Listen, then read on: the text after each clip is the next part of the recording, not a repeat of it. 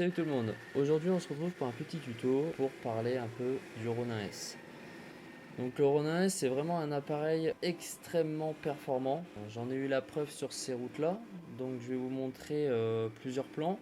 J'ai fait entre je crois 3 et 4 plans, donc je vais vous les montrer. Donc il y en a qui sont très lents, donc on va dire 10 à 30 km/h. D'autres qui passent la barre des 50 et le troisième je crois où on a dépassé les 100 km/h. Donc voici le premier plan. Donc sur ce plan nous étions entre 20 et 40 km/h. Donc voilà, on aperçoit vraiment des micro tremblements, mais voilà, il y en a très peu. Là on était plus vers les 60, 70 même. Donc là c'est la capacité du Ronin S comme il est indiqué sur sa notice, normalement 70 km/h max pour éviter tout ce qui est tremblement. Donc pour ce type de plan il est normal aussi d'avoir des tremblements.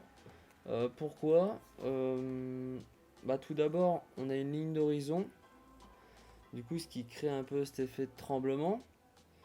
Et aussi on n'a pas de sujet devant. Imaginons que l'on aurait pu placer un sujet du genre une voiture, un vélo, quelqu'un qui fait de la trottinette, peu importe.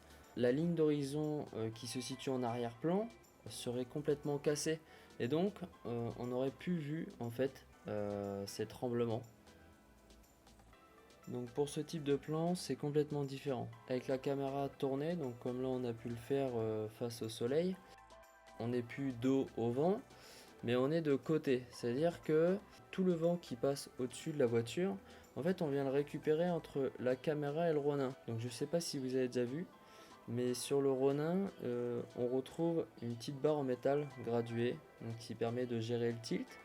Et en fait entre cette barre là et la caméra, le vent s'engouffre dedans, et donc ça crée en fait une force, une telle force que la caméra en fait vient se pencher, et donc notre bulle de niveau sur la caméra est complètement fausse. Le Ronin S est tout le temps en force en fait. Ce type de plan par exemple peut se faire entre 30 et 40 km/h, mais comme là on était entre 70 et 80 km/h, il devient vite plus du tout exploitable.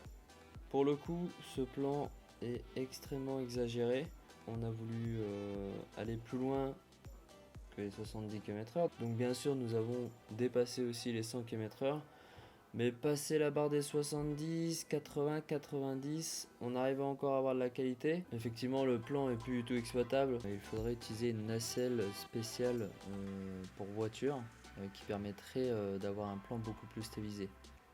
Pour ceux qui veulent faire du plan à haute vitesse, comme je vous l'ai montré ici sur ce petit tuto, je peux vous conseiller en fait un petit GPS, d'ailleurs je vous le mettrai en description. Donc c'est un GPS qui se met derrière le Ronin S et qui vient en fait calculer en temps réel tous les mouvements afin d'avoir une meilleure stabilisation sur le Ronin S. Pour finir, je vais donc vous parler du dernier plan que j'ai donc réalisé. Donc là pour le coup j'étais toujours dans la caisse du 4x4 et j'ai filmé de côté en fait pour voir quel type de plan je pouvais faire, comme vous pouvez le voir. Donc j'aperçois pas vraiment de tremblement, surtout quand on regarde le 4x4. En fait c'était surtout pour filmer le 4x4, le paysage là pour le coup on n'en avait pas besoin. Et donc comme vous pouvez le voir, le 4x4 bouge énormément, et le Ronin S aussi d'ailleurs, mais le plan est fluide et ne bouge pas. Donc certes si il y aura quelques micro tremblements, lorsqu'on passe la grille de la ferme, le terrain n'est pas du tout adapté, donc il y a des trous, des gros cailloux de partout. Et en fin de compte, on s'aperçoit que le plan fonctionne, il est exploitable, ça ne tremble pas. Voilà, donc pour terminer ce petit tuto, je vais donc vous faire une petite conclusion. Donc je peux dire que si vous en avez vraiment l'utilité, c'est vraiment un achat à faire. Vraiment, il est très fonctionnel, très performant, comme j'ai pu le répéter des dizaines de fois. Dès qu'on a pris le coup de bien l'équilibrer, de mettre les bons paramètres sur l'application, du tilt, du pan et du roll, vraiment c'est du gâteau à la fin. L'application Ronin joue un rôle vraiment important. C'est elle qui fait le travail aux 3/4 sur le Ronin S.